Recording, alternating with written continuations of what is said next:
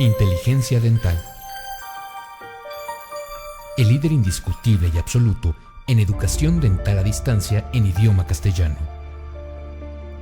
Le da la más cordial bienvenida a esta conferencia grabada. Gracias a nuestros patrocinadores oficiales.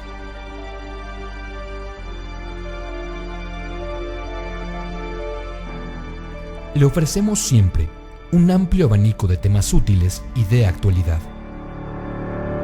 entregados con alta calidad, por excelentes conferencistas.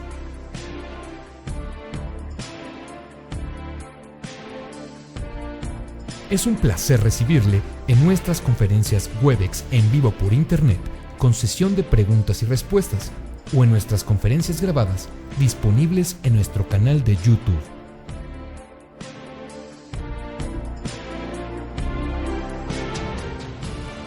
Sus sugerencias y comentarios son bienvenidos en promo@inteligenciadental.com. Por último, le invitamos a visitar nuestro website, en donde encontrará toda la información disponible: www.inteligenciadental.com.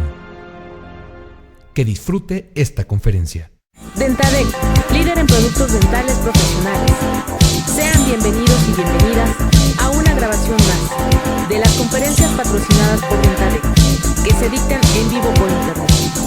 Dentadec, compañía líder en productos dentales, ofrece este servicio para que usted pueda mantenerse actualizado cómodamente.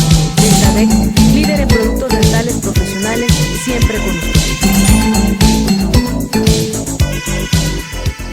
Muy buenos días, queridos colegas. Hoy vamos a tener una plática patrocinada por Inteligencia Dental, por Dentadec, en nuestra alma mater de control de la odontología. Como es algo muy árido, yo quiero empezar con algo mucho más agradable que les va a gustar muchísimo, y les vamos a presentar al mago Piposh, que es un extraordinario colega, aunque él parezca más joven que yo, somos compañeros de generación y él es más viejo que yo, y les van a hacer un truco antes de que empiece la conferencia. Espero que lo gocen y espero que gocen también la conferencia. Esta es una magia que se hace solamente con 4 cartas. En este caso, sí conocen las cartas, ¿verdad? Es el joto de picas, el 10 de picas, el 9 y el 8. Para que no haya confusión, 8, 9, el 10 y el joto. Pero el joto lo voy a voltear. Le doy medio giro, un pase mágico, y ya hice que 3 cartas se volteen boca abajo y solamente una carta boca arriba. En este caso es el 8, 1, 2, el 8 y la tercera carta. Como pueden observar, el 8 está boca arriba. Pongo la otra carta encima, la dejo caer, cae, y el 8 ahora mágicamente se voltea boca abajo, y boca arriba ahora es el 9. 1, 2, el 9 y la tercera carta. Sorprendente, ¿o no? El 9 siguiente lo dejamos caer, y mágicamente se voltea boca abajo, y ahora es el 10, porque van en orden: 8, 9, el 10. Y la última carta que falta por voltear, ¿cuál es? El joto. El joto, pero dicen que los jotos se voltean solitos. Tómalo, por favor, mi querido mago Rafita también. Rafiti, voltealo boca arriba. Ahí está. Ay, y ahora le damos medio giro, un giro completo, pase mágico. ¿Y cómo creen que estén las cartas? Boca abajo 3 y una boca arriba. No, están nuevamente boca arriba, todas como en un principio: el joto, el 10, el 9 y el 8.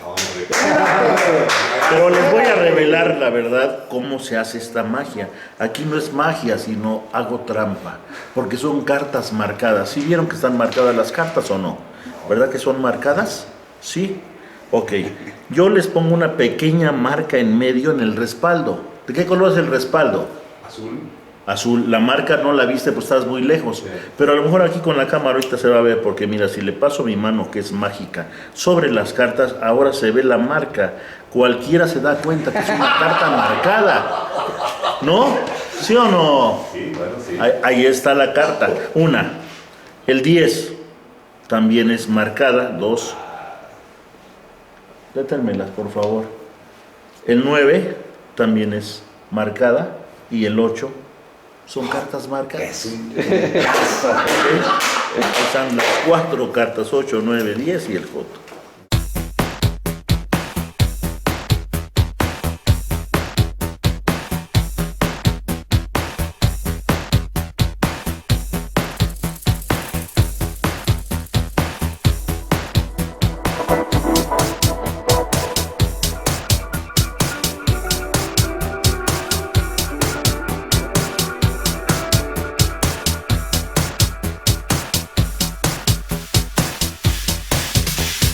Les saluda a su amigo Héctor Flores desde la sala virtual y de videoconferencias de la Facultad de Odontología de la UNAM. Les doy la bienvenida. Quiero pasar el micrófono a la doctora Maru Vera para que presente al doctor Rafael Ruiz. Maru, adelante, bienvenida. Gracias, Héctor. Sean bienvenidos todos ustedes, muy buenos días. Estamos aquí desde la Universidad Nacional Autónoma de México, desde nuestra gran Facultad de Odontología. Y bueno, ya irnos de lleno con el tema, junto con el doctor Rafael Ruiz Rodríguez, que va a estar con nosotros en temas de interés en cuanto a cirugía oral y maxilofacial. Adelante, doctor, bienvenido. Muchísimas gracias, Manu. Muchísimas gracias, Héctor, por la presentación. Ya es creo que como la tercera que me haces. Y muy honrosamente estamos transmitiendo ahora desde la Facultad de Odontología de nuestra alma mater. En alguna de las últimas presentaciones que tuvieron la gentileza de convidarme, platicando con Héctor, platicando con Daniel Stern, surgió la idea de hacer una serie de 3 pláticas del manejo farmacológico de algunas de las entidades que más a menudo nos enfrentamos en el consultorio odontológico, que son el manejo del dolor, el manejo de la inflamación y el manejo de las infecciones. Entonces, esas fueron las 3 sesiones que se planearon. Daniel Stern nos convidó, Inteligencia Dental abrió sus puertas evidentemente para esta transmisión, y fue un honor muy grande para mí cuando mi autoridad, el doctor Fernández Pedrero y el doctor Navarro Bori, me dijeron que íbamos a transmitir desde esta aula en que tuve el honor de inaugurarla cuando se iniciaron las transmisiones virtuales desde aquí. Entonces vamos a platicar durante estas 3 sesiones, con 1 hora de duración cada una y algún tiempo para preguntas y respuestas, de algunas de las entidades que más a menudo vemos en el consultorio dental durante el desarrollo de nuestra práctica odontológica, independientemente de la especialidad que nosotros abracemos. Posiblemente con alguno de los síntomas que más lucha el odontólogo es con el dolor dental. Todos sabemos que la gran mayoría o muchos procedimientos dentales o muchas enfermedades dentales generan dolor. Entonces es posiblemente el fármaco más comúnmente empleado en el consultorio odontológico sean los medicamentos que justamente nos ayudan a combatir o a controlar el dolor. Y es de lo que vamos a estar platicando todo el día de hoy. Es un tema muy extenso, sin embargo vamos a tratar de concentrarlo y hacerlo esencialmente práctico para que veamos cuáles son los medicamentos más comúnmente empleados, cuáles son los medicamentos que más nos convendría prescribir durante el desarrollo de nuestro ejercicio de la práctica odontológica. Primero que nada quisiera yo comentar que yo siempre digo que el dolor es un síntoma divino, porque el dolor es un mecanismo protector que nos hace una llamada de atención a nuestra inteligencia para decirnos que algo está sucediendo en nuestro organismo. Nada más piensen ustedes en las enfermedades que cursan sin dolor, como podría ser el cáncer, como podría ser los tumores odontogénicos, los quistes odontogénicos, como puede ser la hipertensión arterial, la diabetes mellitus, que son enfermedades que se les llama asesinos silenciosos porque nunca nos dan algún síntoma que nos haga una llamada de atención a nuestra inteligencia, como sería el dolor, para avisarnos que algo está funcionando mal o que algo está pasando en nuestro organismo. Si pensamos, una pulpitis genera dolor, un absceso periodontal genera dolor, una simple inflamación gingival va a generar dolor, una uña enterrada genera dolor. Entonces, todos estos entidades nosológicas se manifiestan con dolor para hacer una llamada de atención a nuestra inteligencia y decirnos, oye, algo está pasando aquí, y ponme atención, y entonces poder hacer la curación pertinente del proceso que esté generando el dolor. Sin embargo, no nos podemos abocar únicamente a manejar el proceso nosológico que esté generando el problema, sino que también tenemos que manejar ese síntoma divino que es el dolor. No le podemos decir al paciente, dale gracias a Dios de que te duele y punto y aparte. No, tenemos que manejar el dolor porque también está demostrado que el dolor por sí mismo es una entidad patológica que, como vemos en la imagen, genera aumento de la tensión arterial, de la frecuencia cardíaca, dilata las pupilas y evidentemente da un aumento importante en el cortisol plasmático. Entonces, este dolor se tiene que mitigar a pesar de que sea una llamada de atención. Hay algunas entidades específicas, como a lo mejor el dolor agudo en los cirujanos generales, que dejan que el dolor esté presente hasta que se pueda focalizar el sitio del dolor para poder llegar a un diagnóstico más pertinente, pero en el ejercicio de nuestra práctica odontológica el dolor siempre tendrá que ser mitigado. Y vamos a estar hablando dado 3 sesiones de farmacología, entonces siempre me gusta mencionar algunas máximas que aprendí de mi maestro de farma, el doctor Medina Maldonado, de mi maestro de farma, el doctor Shiraishi, de mi compañera maestra de farma, aunque yo no soy maestro de farma, pero mi compañera la doctora Tere Espinosa, y recordando a Hipócrates, él dijo que la prescripción es un mal necesario. Debemos de recordar que siempre todo lo que nosotros prescribamos puede generar un mal en el paciente. Entonces estamos manejando algo que le puede hacer daño con el objeto de obtener algo benéfico para el paciente, como sería el alivio del dolor. Y Molière dijo, el hombre muere más por sus remedios que por sus enfermedades. Y esto sigue siendo vigente, sigue siendo cierto. Muchos de los medicamentos que nosotros empleamos seguramente no van a matar al paciente, pero sí podemos generarle trastornos orgánicos muy importantes, como serían gastritis, como sería colitis, como serían úlceras gástricas o úlceras duodenales. Entonces siempre tenemos que pensar que lo que nosotros estamos prescribiendo a nuestro enfermo le va a hacer también daño, no son tan inocuos. ¿Cuántos casos no conocemos de hepatitis gravísimas por el empleo de algunos medicamentos, de daño renal importantísimo por el empleo de algunos de los medicamentos que nosotros comúnmente empleamos en la consulta odontológica? Siempre me gusta comentar un artículo que encontré en un periódico en donde el presidente Kirchner se había ido de vacaciones y tuvo un dolor dental. Su odontólogo, el odontólogo que lo atendió ahí en su centro de vacaciones, le dio un antiinflamatorio de los que vamos a estar hablando justamente el día de hoy. Y el paciente, en este caso el presidente Kirchner, sufrió un sangrado gástrico y pasó sus 4 o 5 días de vacaciones hospitalizado por el sangrado gástrico, que le generó un medicamento que se buscaba obtener un efecto benéfico, como era aliviar el dolor dental, pero que bueno, dentro de sus reacciones indeseables secundarias le generó un sangrado gástrico. Entonces me decía mi maestro Medina Maldonado que deberíamos seguir la máxima de Hipócrates de primum non nocere. Esto es, primero, no dañar. Siempre que vamos a prescribir un agente farmacológico, un fármaco, debemos de pensar que ese fármaco está siendo prescrito para obtener un beneficio, pero también puede tener un riesgo. Entonces, siempre que vamos a prescribir un medicamento, tenemos que tener mucha cautela y fijarnos muy bien en el binomio riesgo-beneficio. ¿Qué riesgo va a tener este medicamento y qué beneficio va a tener este medicamento? Por ejemplo, la aspirina, que es posiblemente uno de los mejores antipiréticos que existen. Sabemos muy bien que está proscrita en niños cuando hay fiebre por enfermedades virales.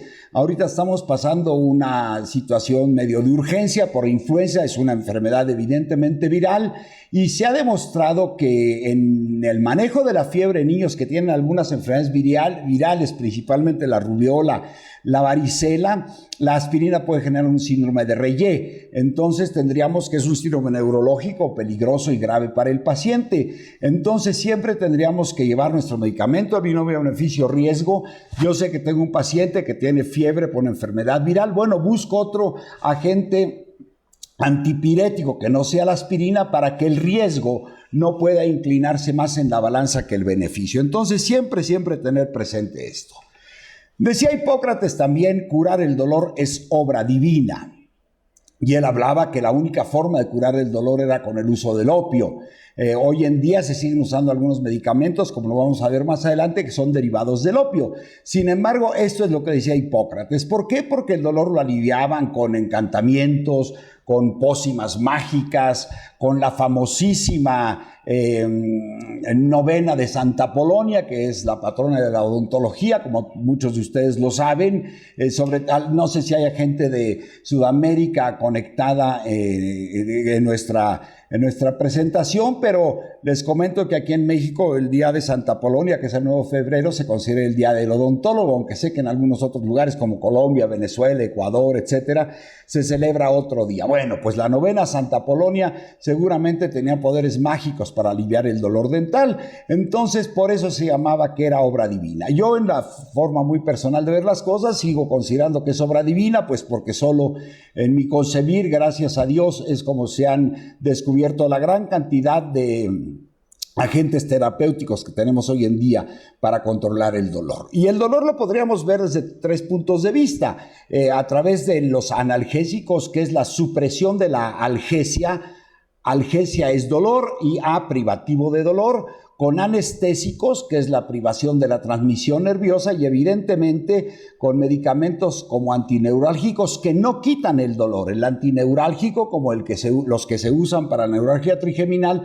son medicamentos que van a restaurar la fibra nerviosa. Entonces, lo que vamos a estar hablando, evidentemente no es de los anestésicos, porque esos bloquean la transmisión dolorosa y son de tiempo corto, sino vamos a hablar de los famosos analgésicos, que hoy en día se llaman antiinflamatorios no esteroideos. Si nosotros revisamos o buscamos en algunos de nuestros libros de farmacología, vamos a ver que el término de analgésico, cuando buscamos en el índice o en el apéndice el término de analgésico, siempre nos dice véase antiinflamatorios no esteroideos. Hoy los analgésicos se consideran dentro del gran grupo de los antiinflamatorios no esteroideos, pero durante muchísimos años se les llamaron medicamentos AAA. ¿Por qué? Porque tienen una acción analgésica, una acción antipirética y una acción antiinflamatoria. Se demostró después de los descubrimientos de las diversas acciones de los analgésicos, antipiréticos, antiinflamatorios o antiinflamatorios no esteroideos,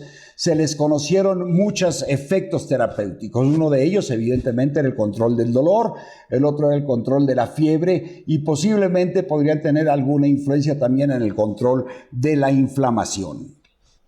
Entonces, como estábamos mencionando, estos AINES, que son analgésicos, son también conocidos como analgésicos no narcóticos, no opioides u opiáceos, o bien analgésicos de acción periférica. Más adelante vamos a hablar de cómo obran estos medicamentos y vamos a hablar también de cómo obran los medicamentos que son derivados del opio, que también son recursos terapéuticos en el desarrollo de la práctica odontológica, pero que tenemos que tener mucha cautela con el manejo de ellos. Hoy en día algunos laboratorios están llevando muchas muestras médicas, están llevando mucha publicidad a los consultorios dentales con un compuesto que se llama tramadol. Es un narcótico agonista, como vamos a hablar más adelante, pero es un medicamento que tiene mucha cola que le pisen. ¿Por qué? Porque son medicamentos que fácilmente pueden crear adicción tanto física como psíquica.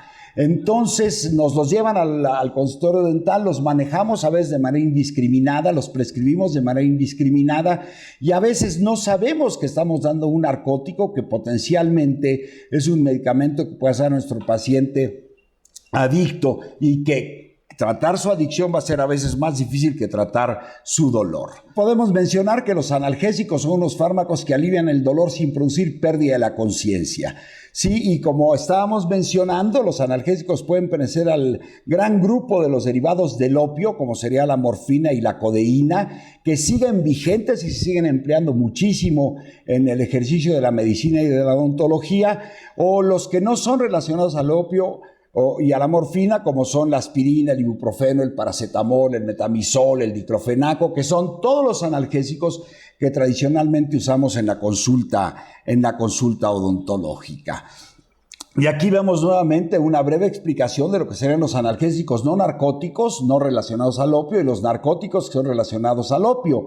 Como podemos ver, los no narcóticos, son de acción periférica, son los que empleamos siempre, son los medicamentos que usamos de manera rutinaria en la consulta odontológica, son de acción periférica, esto es, para explicarlo de una manera muy sencilla, los analgésicos no narcóticos hacen que el dolor no se establezca, mientras que los narcóticos harían que el dolor no se registre de manera adecuada en la corteza cerebral. Entonces, los no narcóticos serían de acción periférica, vamos a explicar cómo, son muy fáciles de obtener, se venden hasta en los supermercados, tienen mucho menor riesgo orgánico inmediato grave, aunque también tienen mucho riesgo de generar problemas de índole de daño hepático, daño renal, etcétera, etcétera.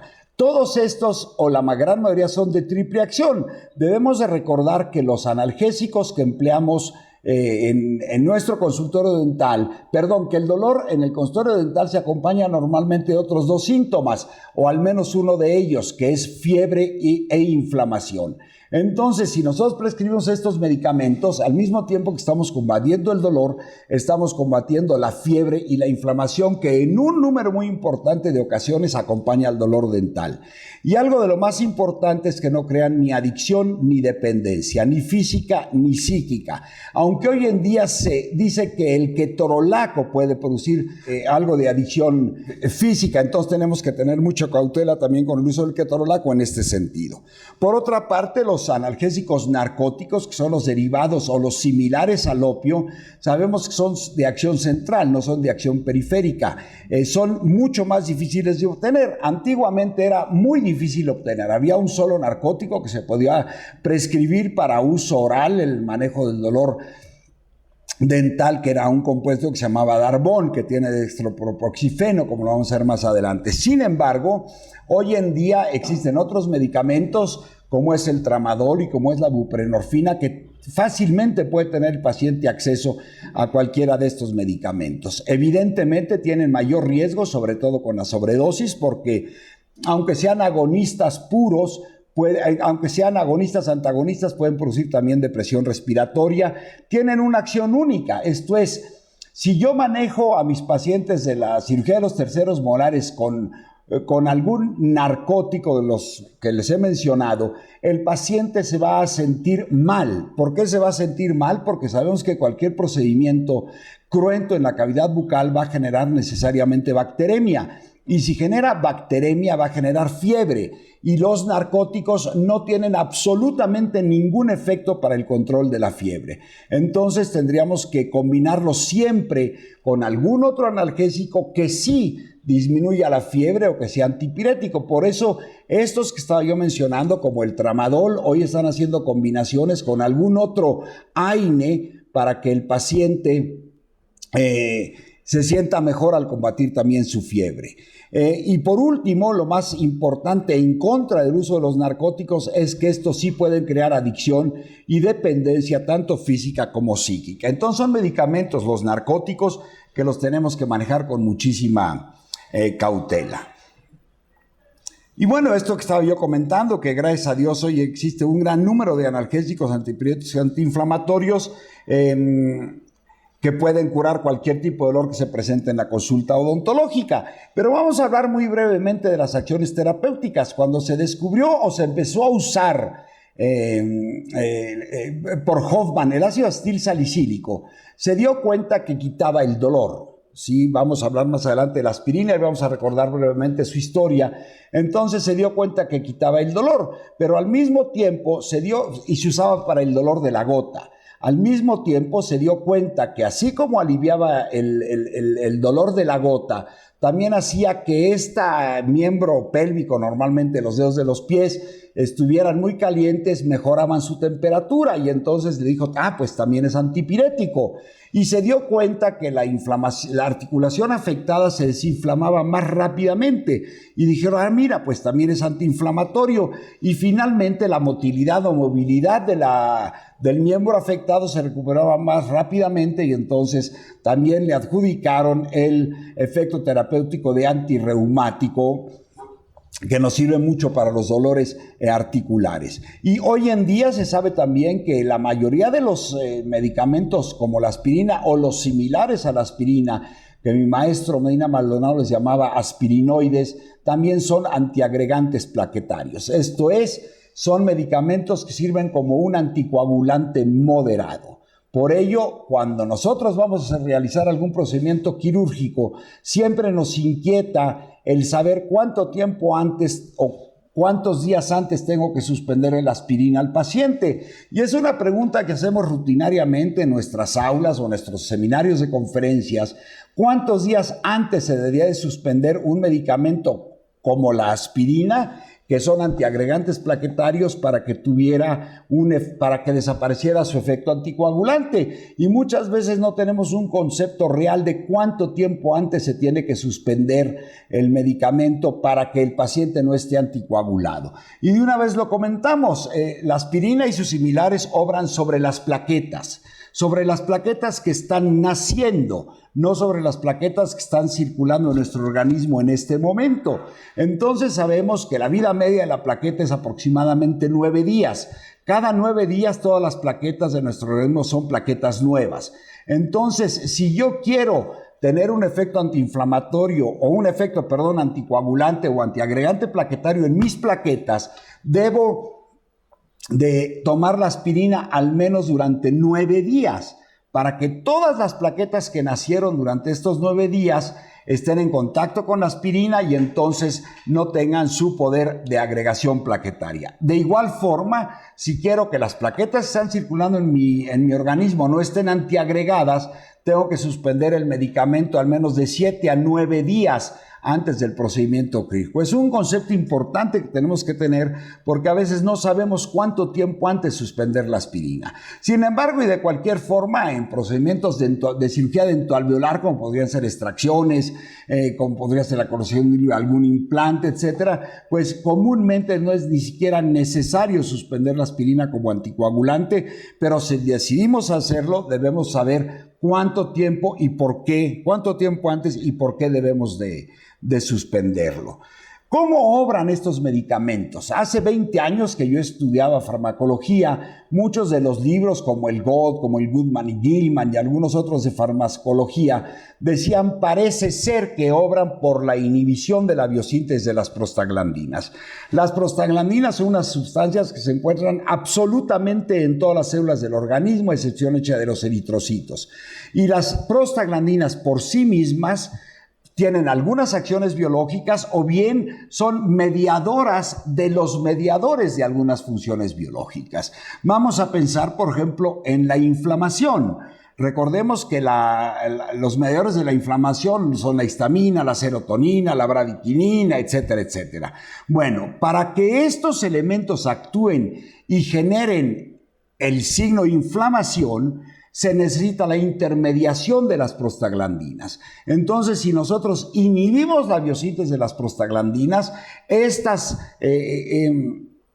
estructuras como la histamina, bradiquinina, serotonina no van a actuar y por ende nuestro paciente no va a tener inflamación. Entonces, uno de los conceptos importantes que tenemos que tener en mente de una vez para nuestra próxima clase, estoy comentando justamente que estos medicamentos hacen que inhiban las prostaglandinas y de esta forma los mediadores del dolor o de la inflamación no actúan. Bueno, cuando nosotros hablamos de un antiinflamatorio, debemos de pensar que estos AINES tan famosos y que siempre prescribimos para la inflamación no sirven para desinflamar al paciente. Ninguno de ellos va a servir para deshinchar al paciente.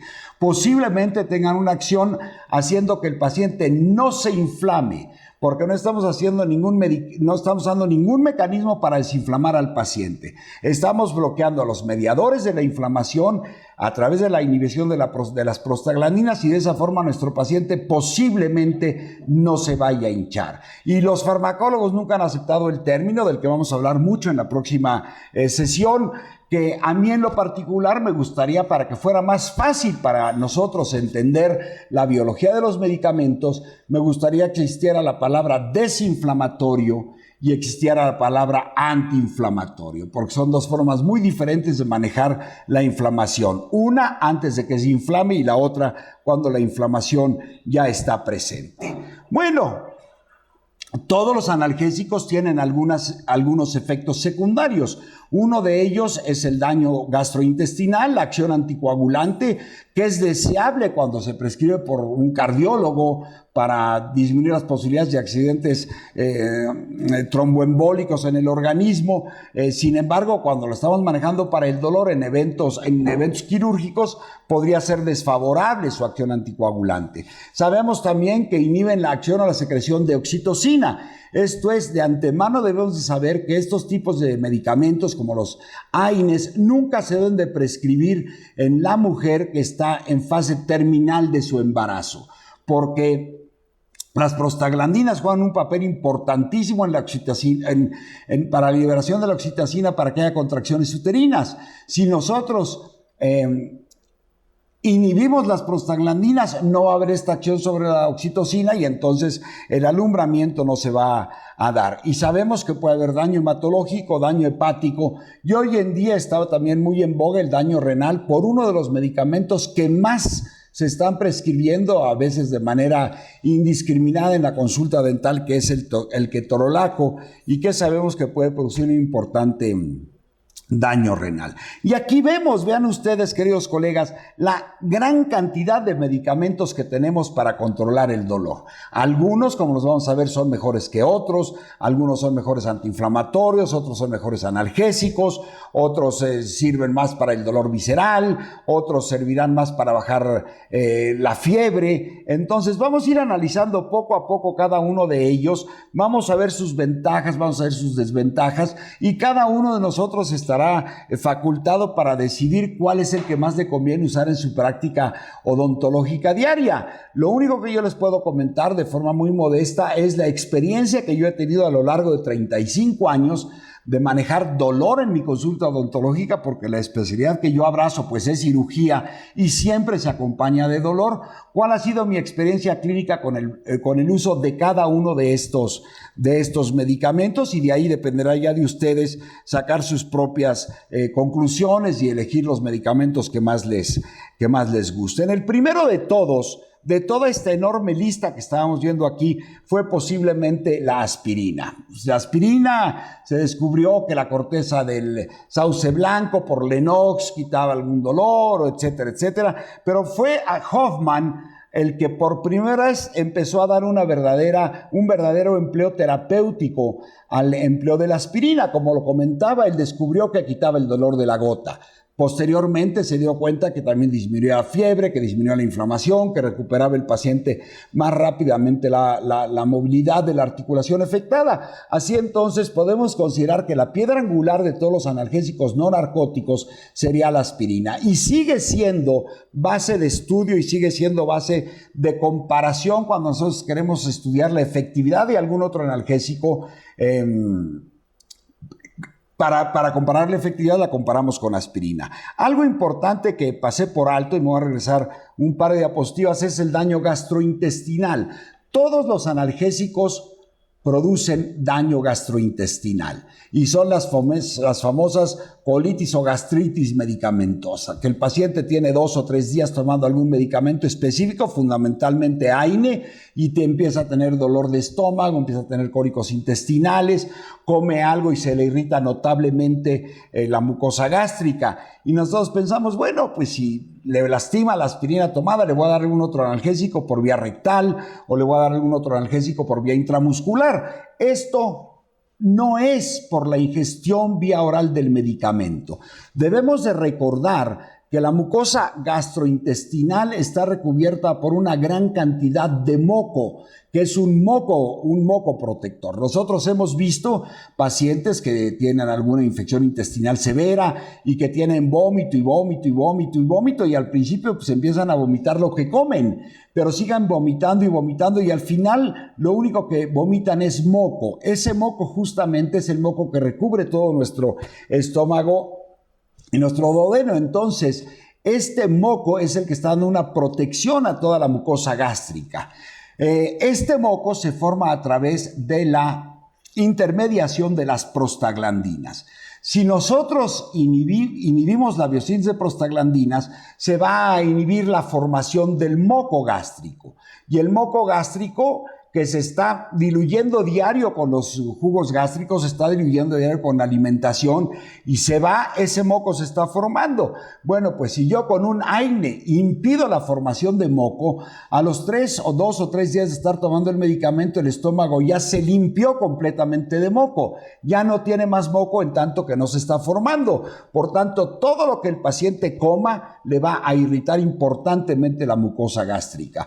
Es el clásico paciente que dice: doctor, he estado tomando tomando pastillas para el dolor y tomo agua fría y siento cómo me cae al estómago y me duele. ¿Por qué? Porque ya no hay moco protector de la mucosa gastroduodenal. Por eso es importantísimo considerar que el daño gastrointestinal se va a generar independientemente de la vía de administración del medicamento. Entonces, regresando aquí, mencionábamos que era la piedra angular en el estudio de estos medicamentos. Y el ácido acetilsalicílico, la famosa aspirina, es un analgésico antipirético y antirreumático moderado. Es un buen analgésico. En muchos lugares del mundo se usa como analgésico de primerísima elección en el manejo de la cirugía dentoalveolar.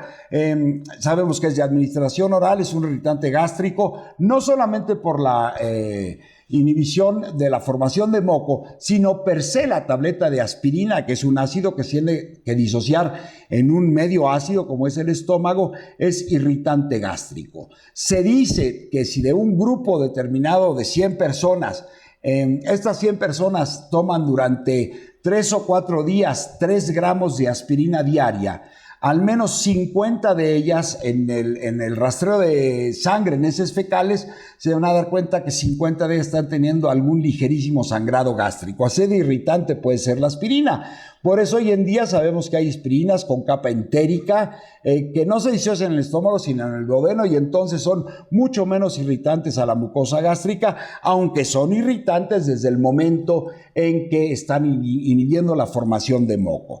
Sabemos también que en niños, ya lo comentábamos, con fiebre por enfermedades virales, en teoría nada más era la varicela, posteriormente se agregó la rubiola y hoy en día muchas otras enfermedades virales pueden ser promotoras ante la presencia de ácido salicílico de síndrome de Reye.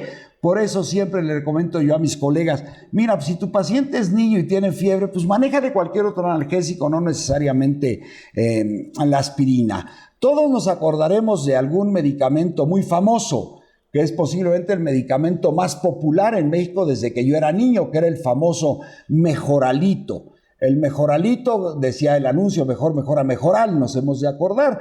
Bueno, es tan brutal la cantidad de Mejoral que se vende en México y en todo Latinoamérica, que Mejoral tuvo que cambiar su forma, su fórmula, y actualmente el famoso Mejoralito, que era que todos los niños se lo tomaban hasta como caramelos, ya no tiene ácido acetilsalicílico, sino que tiene paracetamol. Fue más fácil cambiarle su sal farmacológica que cambiarle el nombre o que desaparecerlo del mercado. Entonces hubieron tantos casos reportados de síndrome de Reye por el empleo de ese famoso Mejoralito que la empresa cambió la sustancia que tiene el medicamento y hoy en día es paracetamol. Bueno, y finalmente sabemos que también es un anticoagulante y de los anticoagulantes más comúnmente empleados. Muchos cardiólogos dicen que cualquier individuo arriba de 50 años debería de tomar una famosa aspirina Protec, que es una aspirina de 325 miligramos y que esa va a disminuir las posibilidades de que los adultos, como el que está aquí hablando, tengamos un riesgo de accidente tromboembólico. Después de la aspirina, que en lo particular es un medicamento que yo empleo mucho, nada más por comentarles a mis pacientes de cirugía ortognática, en donde empleamos fijación intermaxilar, que no pueden tomar evidentemente tabletas.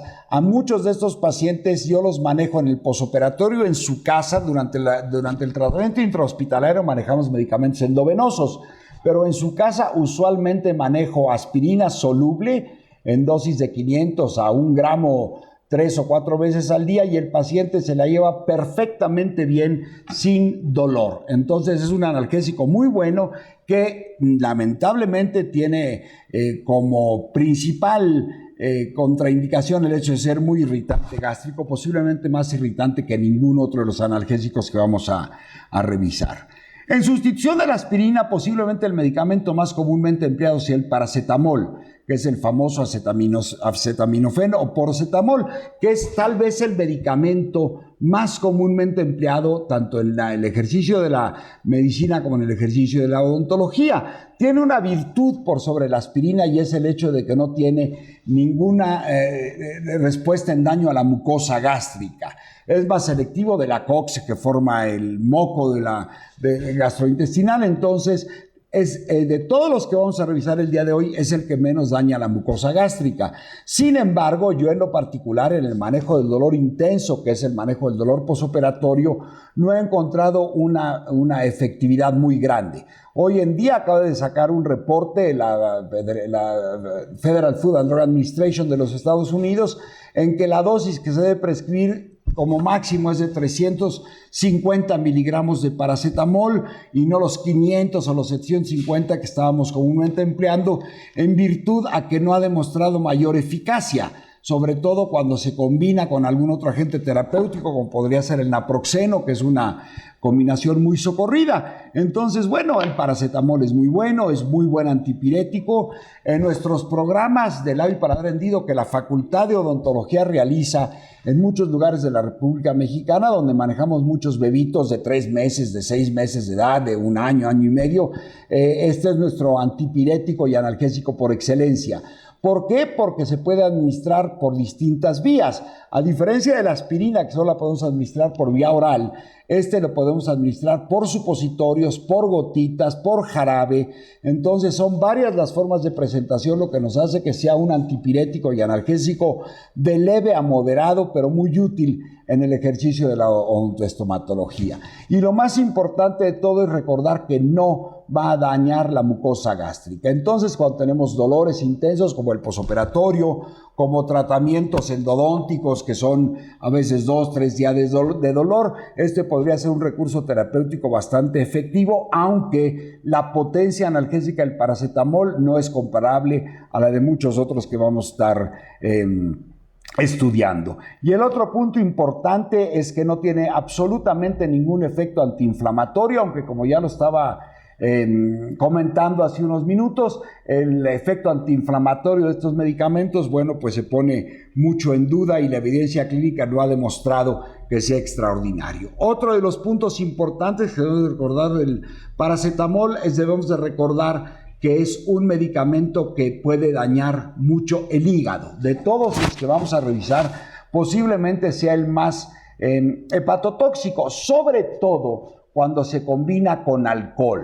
Nosotros como profesionistas debemos estar perfectamente bien preparados de prevenir a nuestro paciente las reacciones indeseables que puede tener con el medicamento o de los efectos secundarios que puede tener con el medicamento.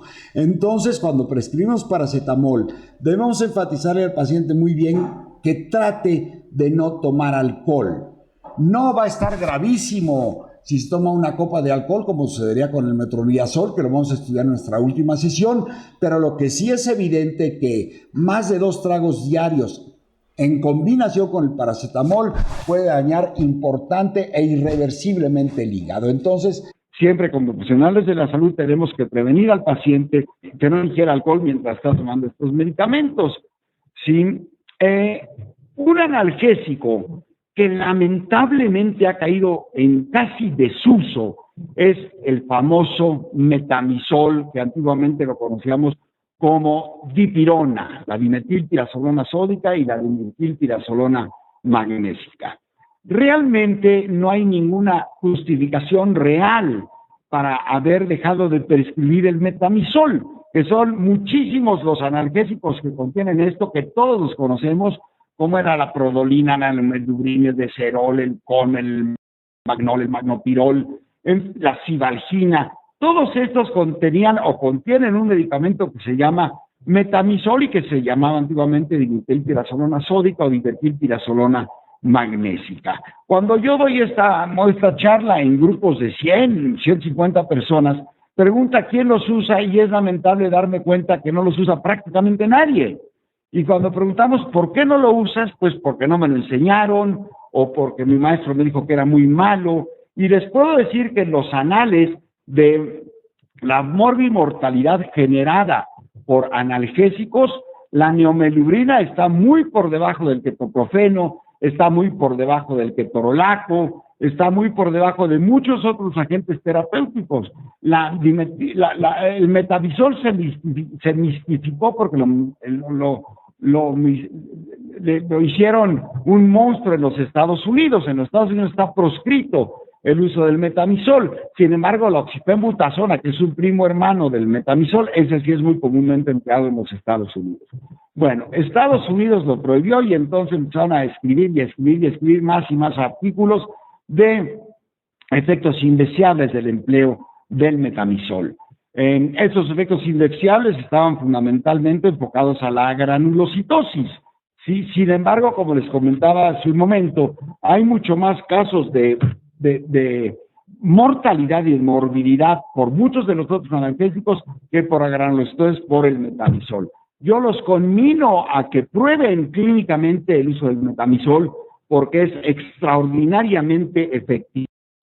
Para mí, seguramente, fuera de los analgésicos no narcóticos, el metamizol para mí es el mejor analgésico al que yo puedo recurrir para manejar el dolor intenso en mis pacientes. Además de que este sí tiene un efecto antipirético extraordinariamente bueno. Es mucho mejor antipirético que el paracetamol, es mucho mejor antipirético que la aspirina misma.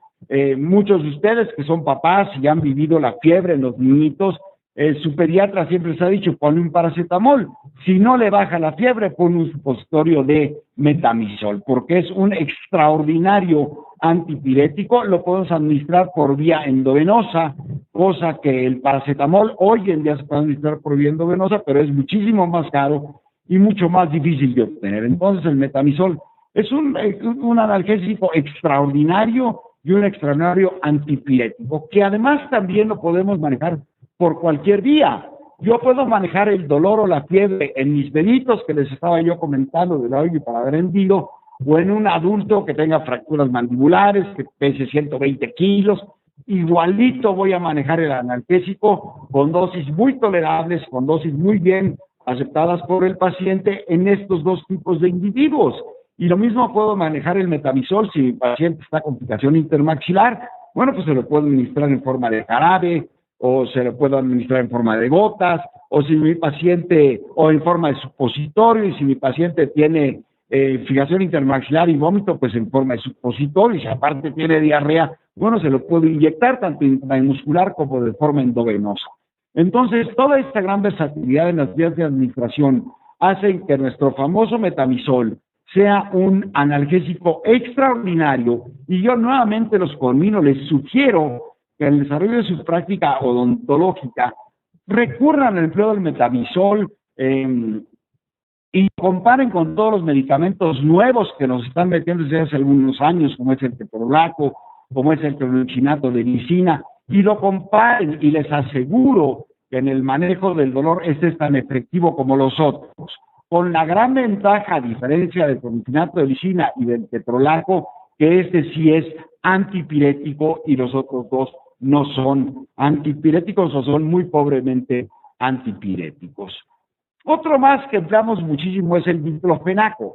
Y vean ustedes cómo los medicamentos son hechos para diferentes estados patológicos, pero sin embargo son lo mismo. Nosotros podemos comprar diclofenaco en forma de Voltaren como un excelente analgésico y antirreumático, pero también podemos comprar diclofenaco en forma de cataflam como un excelente antiinflamatorio. Entonces, dependiendo de cuál es el punto de venta de los laboratorios, es como van a manejar el medicamento, pero todos sirven más o menos para lo mismo. El diclofenaco es un buen analgésico, es un antirreumático moderado, tiene muy poca actividad antipirética, y también se puede administrar por vía oral, por supositorios, tópico o inyectable. Este es un medicamento que en pocas ocasiones se maneja para el dolor odontológico, se maneja mucho para el dolor de la articulación temporomandibular. Entonces, en el supuesto evento de un dolor de la articulación temporomandibular por alguna dislocación del menisco, etcétera, etcétera, lo que más comúnmente empleamos es o diclofenaco o naproxeno, pero lo que a mí me gusta más emplear, y esto se los doy como un tip muy personal, son los oxicam de los cuales vamos a hablar un poquito más adelante. Otro analgésico que también se emplea mucho y es muy, muy común es el clonixinato de lisina. Ahí hay un nombre comercial, pero sabemos que hay muchísimos otros nombres comerciales. Este es un analgésico bueno y un antipirético pobre o moderado. Se administra tanto por vía oral como por vía inyectable. Y algo muy importante que tenemos que considerar es que estas tabletas deben ser ingeridas con bastante agua. ¿Por qué? Porque son tremendamente irritantes para la mucosa gástrica. Algún día, por pura curiosidad, rompan una tabletita en la boca y solo por el hecho de romperla y que toque tantito la lengua, es como si hubieran ustedes frotado con un chile habanero toda la lengua. Es terriblemente irritante a las mucosas. Entonces es un buen analgésico, tiene muy poco efecto antipirético y no tiene ningún efecto antiinflamatorio. Es un buen recurso en el manejo del dolor. Sin embargo, si yo lo comparo con el metamizol, no creo que tenga más efecto analgésico que el metamizol.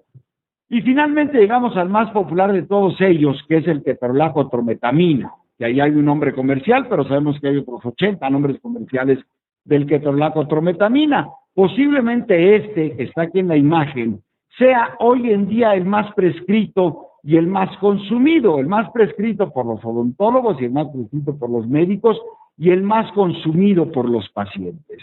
Es indefectible que yo cuando opero a un paciente de terceros molares y le prescribo ibuprofeno, le prescribo metamizol, la mamá, el papá, la hermana mayor siempre me dice, oiga doc, y si no se le quita el dolor, ¿le puedo dar un Dolac? ¿Por qué? Porque se ha popularizado y ha tenido una penetración en el público extraordinariamente buena. Evidentemente el ketorolaco es un buen analgésico. Evidentemente el ketorolaco sublingual es un medicamento de rescate muy importante. Cuando hay algún dolor agudo, 30 miligramos de ketorolaco sublingual va a tener una muy, muy buena acción terapéutica. No necesariamente mayor que un gramo de metamizol o 500 miligramos de clonixinato de lisina. No lo va a tener, pero sí va a ser más rápido por la absorción sublingual, que llega rápidamente al plexo venoso submandibular y de ahí se distribuye en el organismo de forma muy rápida. Es indudable que este es un muy buen analgésico. Cero acción antipirética, cero acción antiinflamatoria. Sin embargo, el ketorolaco-trometamina no debe de prescribirse por más de 3 días. Es más, las cajitas que venden aquí en México de cualquiera de las formas de presentación del ketorolaco dice no se use por más de 7 días. Las que venden en Estados Unidos dicen no se use por más de 3 días, porque ha demostrado de manera irrefutable que puede producir un importante daño renal. Entonces debemos de manejarlo con muchísima cautela y debemos de recordar siempre que no tiene ninguna acción antipirética ni ninguna acción antiinflamatoria, que son signos y síntomas que, como comentábamos al principio, usualmente acompañan al dolor dental. Es, como ya lo comenté, importantemente nefrotóxico. Es seguramente tiene mucho más riesgo de producir daño renal que el metamizol de producir agranulocitosis. Entonces tenemos que tener mucha cautela con el manejo del medicamento, pero es innegable que la acción terapéutica del ketorolaco es bastante buena. En el manejo de la cirugía oral y maxilofacial, yo le tengo prohibido a mis anestesiólogos administrar ketorolaco. ¿Por qué le tengo prohibido a mis anestesiólogos? Porque se ha demostrado que el ketorolaco, por alguna vía todavía no muy clarificada, puede producir en maniobras quirúrgicas, en maniobras en donde exista riesgo de sangrado, puede promover hemorragias muy importantes en el manejo posoperatorio. Entonces, muchos de los sangrados que a veces vemos en cirugía, en el posoperatorio, al día siguiente, a los 2 días, podrían estar asociados con el ketorolaco. En Europa, el uso del ketorolaco está sugerido como no emplearse nunca en maniobras cruentas, en maniobras que tengan el riesgo de tener derramamiento de sangre. Y nos vamos a los muy famosos derivados del ácido propiónico. Y ahorita estamos viendo aquí en la diapositiva, y yo estoy seguro que muchos de ustedes han usado durante muchísimos años el famoso Flanax para la inflamación y el famoso ibuprofeno, el Tabalón o el Advil, etcétera, para el manejo del dolor. Y son dos primos hermanos. Estos medicamentos derivados del ácido propiónico no son más que analgésicos, antipiréticos, antiinflamatorios. Pero fíjense, por costumbre, por herencia académica, por herencia comercial, etcétera, en muy pocas ocasiones empleamos durante el desarrollo o durante el ejercicio de nuestra práctica profesional, empleamos el famoso Flanax como un analgésico. Siempre nos enseñaron, nos acostumbraron, nos informaron que el naproxeno, Naxen, Flanax, etcétera, etcétera, es un medicamento que sirve para la inflamación. Mientras que el ibuprofeno, como podría ser vuelvo a repetir, el Advil, el Tabalón, el Actron, es un analgésico. Son primos hermanos.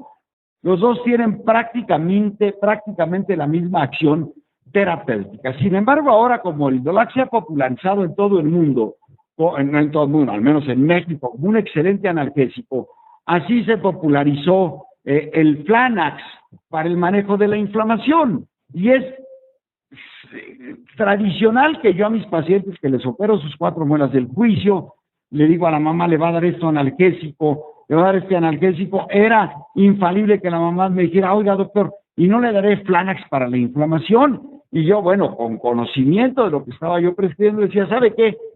Vamos a darle Flanax y ya no le vamos a dar este analgésico. Yo se lo estaba prescribiendo simple y sencillamente como un analgésico y el paciente lo estaba tomando convencido de que iba a ser un excelentísimo medicamento para el manejo de la inflamación. Estos no son más que analgésicos, unos más potentes que otros, son antipiréticos, moderados antipiréticos, son antirreumáticos y son antiinflamatorios, pero antiinflamatorios, verdaderos antiinflamatorios y no desinflamatorios. Es tradicional también, como lo vamos a platicar en nuestra próxima sesión, es tradicionalísimo que el paciente toma Flanax para deshincharse. No le va a servir el Flanax para deshincharse porque el naproxeno, aunque nuestro glorioso colega y futbolista Hugo Sánchez tenía su anuncio de que decía es el desinflamatorio que desinflama, el Flanax no desinflama, el naproxeno no desinflama. Nos puede servir mucho para que el paciente no se siga inflamando, pero no tiene ninguna acción para permitir que el exudado inflamatorio se disperse y desaparezca como lo tienen algunos otros antiinflamatorios a los que yo les llamo erróneamente y siempre muy criticado por los farmacólogos desinflamatorios. ¿Sí? Y aquí vemos, tiene una dosis ponderal de 3 a 10 miligramos por kilogramo de peso por dosis. Sí, sabemos que hay una primera dosis de impregnación y luego tiene dosis de mantenimiento, ¿de acuerdo? Y vuelvo a repetir, es un excelente analgésico. En mi forma muy personal de concebir, no mejor que el metamizol como analgésico, no mejor que el ketorolaco ni mejor que el clorexinato de lisina, pero es un muy buen analgésico y tiene también efecto antipirético y tiene, entre comillas, algún efecto antiinflamatorio. Y aquí vemos, hay suspensión también, supositorios infantiles, cápsulas infantiles, etcétera. El ibuprofeno es posiblemente el más socorrido. Y fíjense ustedes cómo los medicamentos van cambiando. El ibuprofeno es un medicamento que se usa desde hace muchísimo tiempo. Y yo tenía gran cantidad de colegas que cuando surgió el famoso Tabalón, que lo hizo la química Hex hace 25 años, y invadió todo México con publicidad de Tabalón, los odontólogos empezaron a emplear ibuprofeno. Y para muchos de ellos era un medicamento nuevo. Sin embargo, sabemos que el ibuprofeno existía desde mucho tiempo antes y se vendía comercialmente con el nombre de Motrin. Sin embargo, el Motrin se vendía en frasquitos de 30 grajeas, 60, 90 y 120 grajeas. ¿Y por qué se vendía así? ¿Cómo iba yo a hacer que mi paciente que iba a tener 2 días dolor comprara un frasco de grajeas de Motrin de 600 miligramos? Era muy caro, le iba a sobrar una gran cantidad de medicamento.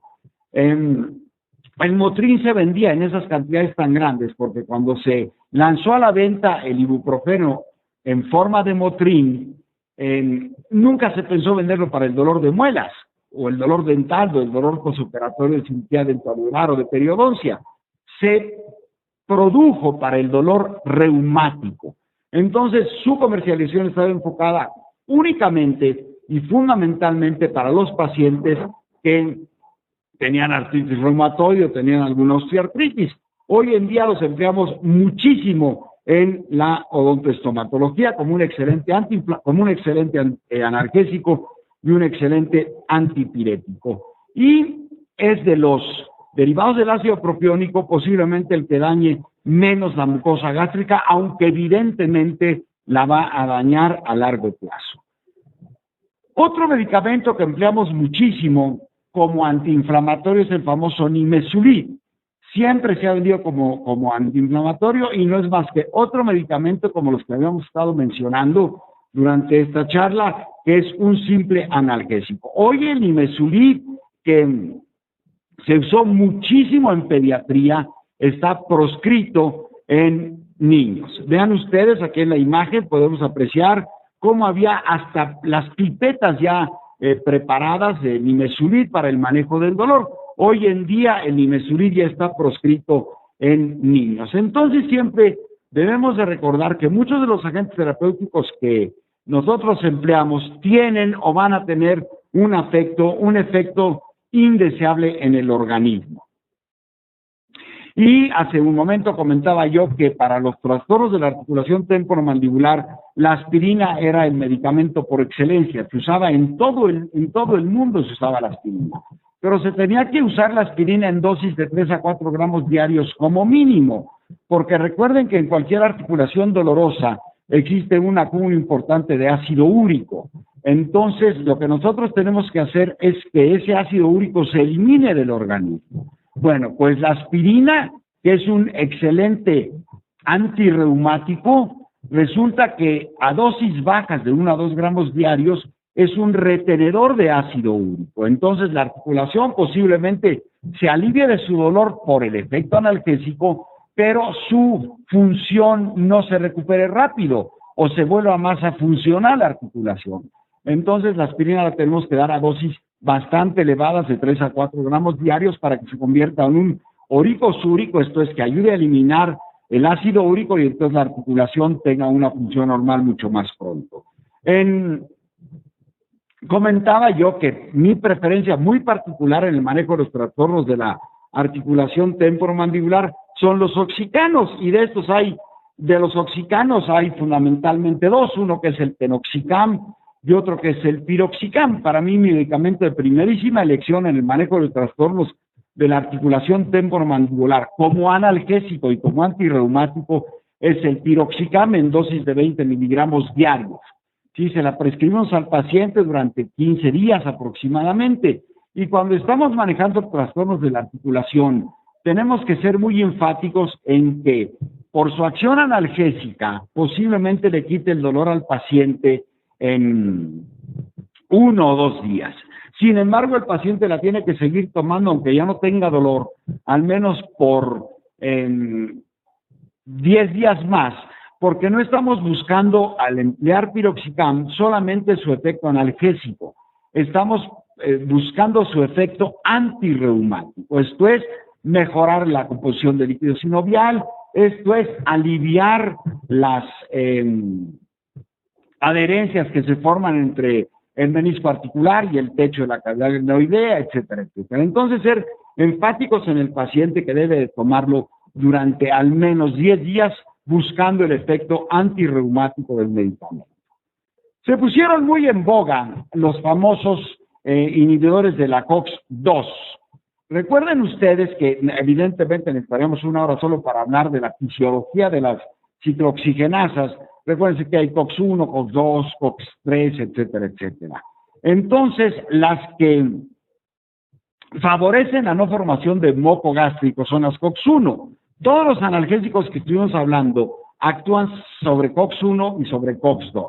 Estos nuevos medicamentos que surgieron, de los cuales el primero de todos fue el famoso Vioxx, ¿sí?